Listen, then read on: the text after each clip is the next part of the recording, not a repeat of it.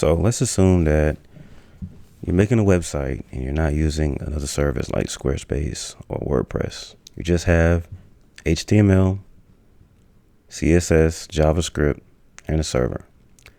How do you dynamically update the website from the server? Well, me personally, I use Flask. Now, I'm going to assume that you know basics of Python and you know how to set up Flask. I want to go over, just call it real simple for a reason. I just want to go over how do you do it? It's really broad, right? So let's say we have this HTML template. It's a template, it's work by colorlib. And see, it's just standard HTML, right? And let's say we have a section, right? See, normally this would be static, but let's assume that we want these blog posts. If you've ever used an HTML template, you know this is static. It'll be some throwaway text or whatever, but we want this to update from data in our database, right? So we know we have 3 posts here, and here's the database, the test database I'm using, and it's a MySQL. I usually use Postgres, but I didn't feel like I want to use something different. But you see, I have my post in here, a title, body, date created, and an ID. So in Flask, Flask uses Jinja 2.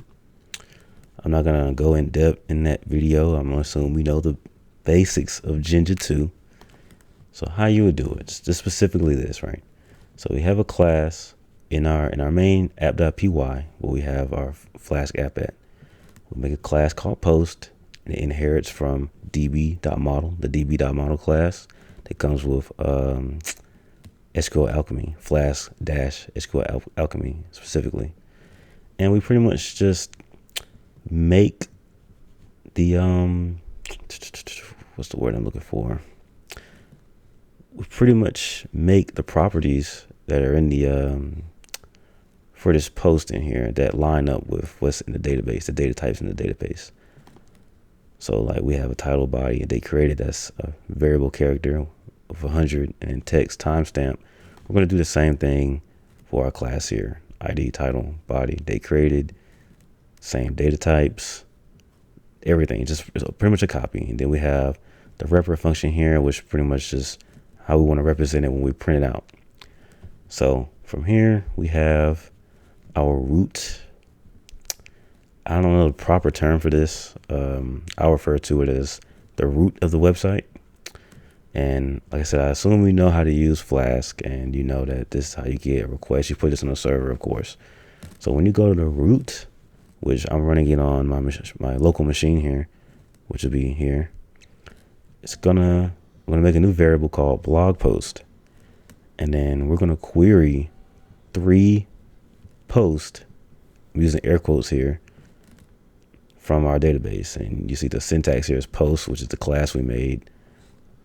We're going to query, and we're going to limit it to 3. And I'm just going to print it here. You see it prints out the titles here like we did for the repr function, which is posted to self.title. See that, right? I'm going to render the template, which for me, the root of my website is index.html, and blog post is equal to blog post, right?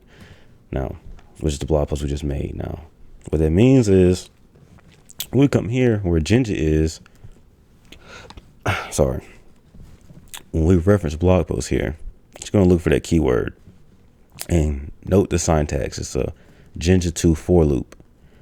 And when I originally got this template, there were 3 static, obviously just for show, right? There were 3 static recent blog post blocks. So I commented 2 of them out. I never really deleted, because just in case, I just don't. I'm a stickler for that. I mean, eventually I might, but not when I'm working on something. I never delete anything from a template. So I'm done working on it. And inside this one div of a blog post, we have the title here. See, the original title would have been WordPress for a beginner, but we want our own title from our own post, from our own database.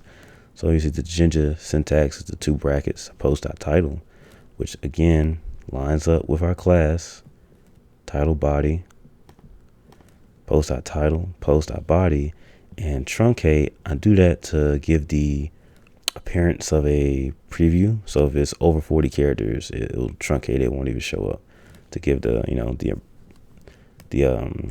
so it look like a proper blog preview, and you can click read more.